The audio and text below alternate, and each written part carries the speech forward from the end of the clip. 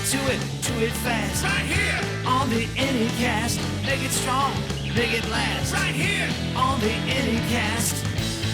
So I am here today with somebody who was a mentor, idol. I mean, starting with idol, then mentor, then friend, now back to mentor, now back to idol.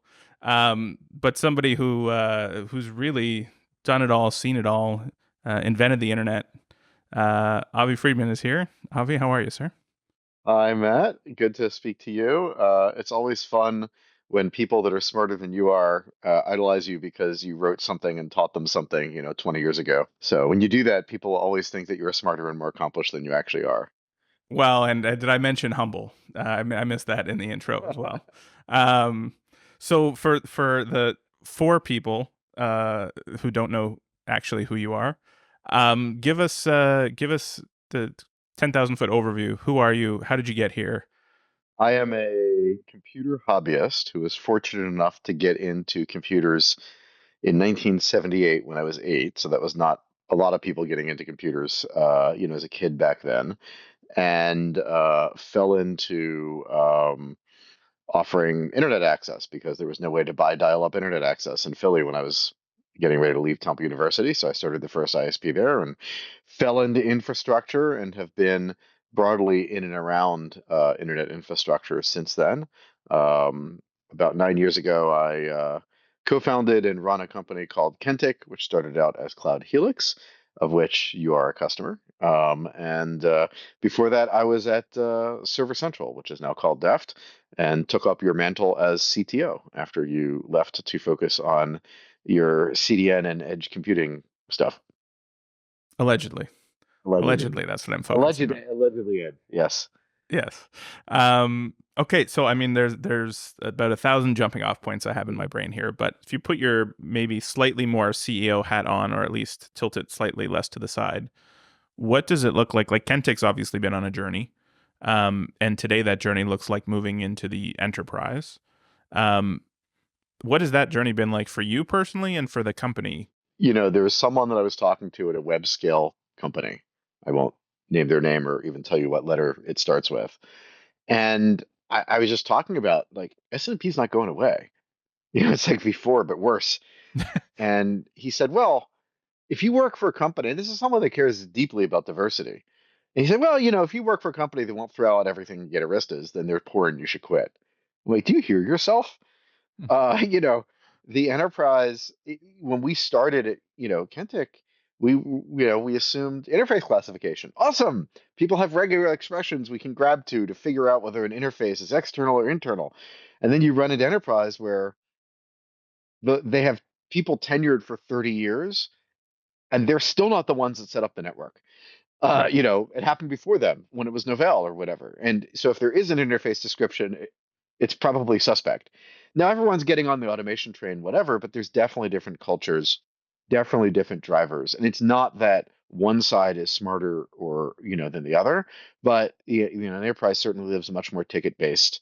And yes, I would say in the old world, the web companies were more like, it tastes good. Let's buy more. And, the enterprise were a little bit more of that kind of purchasing process. The champions can't talk to you. I would say the web companies, the digital natives that grew up around the internet, they're becoming more like that, right? I mean, it's a tough economic time. Yeah. I'm sure you see that in your business.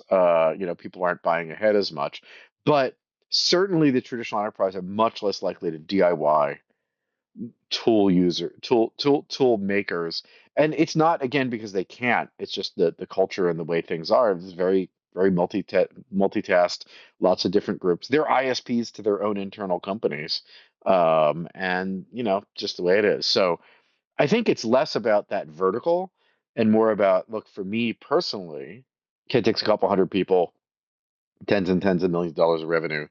People engineering is a lot harder than you know engineering. Not that computer science is actual science, or that software engineering is actual engineering, or network engineering is like being a garage mechanic, really.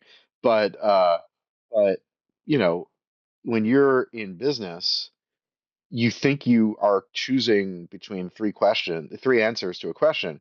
you might not even be asking the right question, much less you might not have the right possibilities, which is why it's good to bring in people that are not just like you, not just your Right. friends, because maybe different perspectives.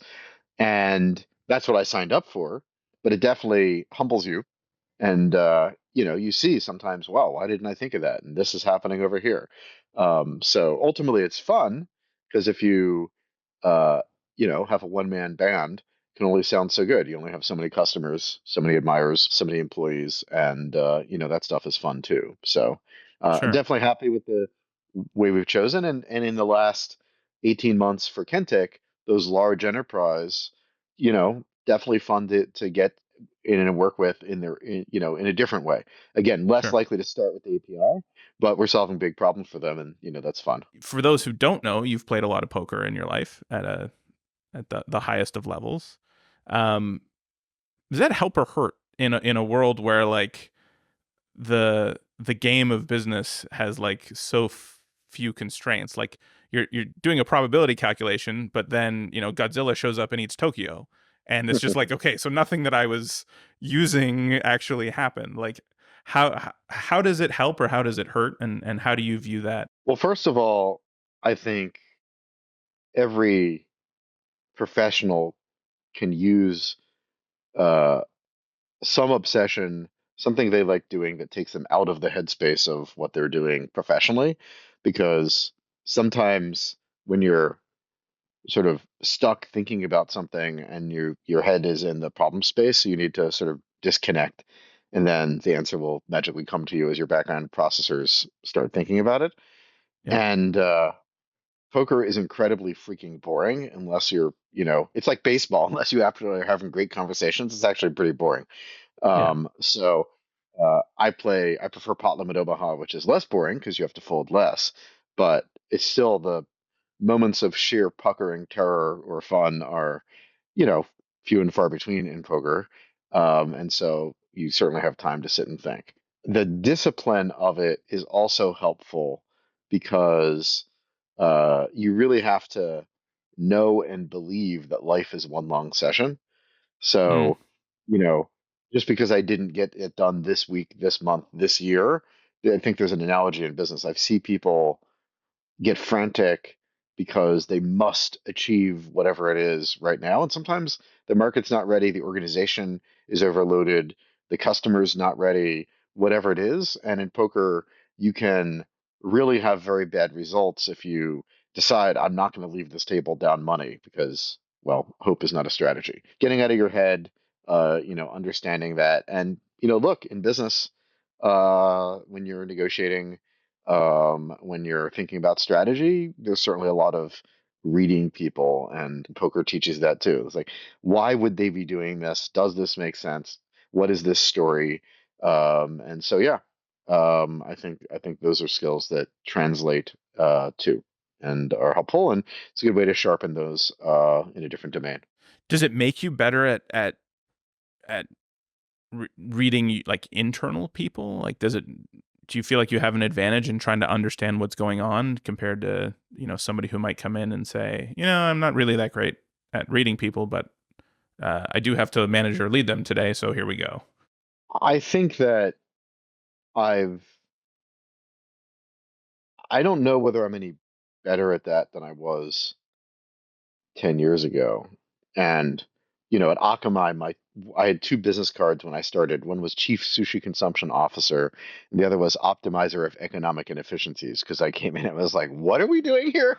They need to change this. So I think I've always been okay at it. And we definitely had to consult the lawyers because,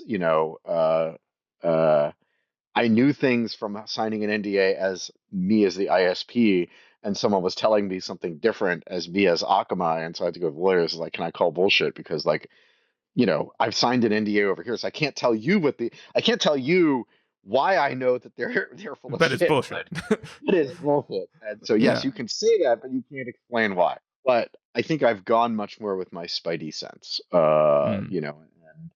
And also I think there isn't a lot of that internally, and we're still could always do a better job, but we really try to screen for curiosity and against drama.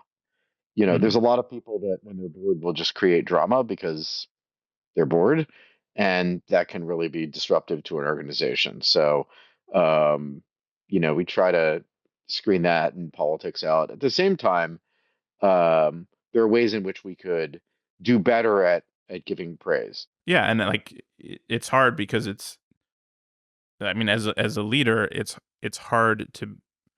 It's way easier, and I don't know if that's the right word for me, to be like, "Oh, hey, I just saw you make a mistake," than, "Oh, hey, I just saw you do a good job." Mhm. Because one was my baseline assumption of what you would do. Sure. And so I don't want to be patronizing and like be seal clapping at people like, wow, it was amazing that today you showed up and did your job. That was like Right. unbelievable. So it's like finding that line where it's not insincere, and it's like, I liked the way you went about doing it. The world has biased, a little more towards recognition from 20, 30 years ago, at least the cultures that we grew up in. So, it's definitely something to be thoughtful of and try to do better at. Yeah. Perfect. Excellent. All right, Avi. Thank you so much. Thanks, Matt. It's different, another round, so much more to talk about. Gonna aim to satisfy with help from Cashfly. Get to it fast. Right here on the Anycast. Make it strong, make it last. Right here on the Anycast. The Anycast podcast, brought to you by Cashfly.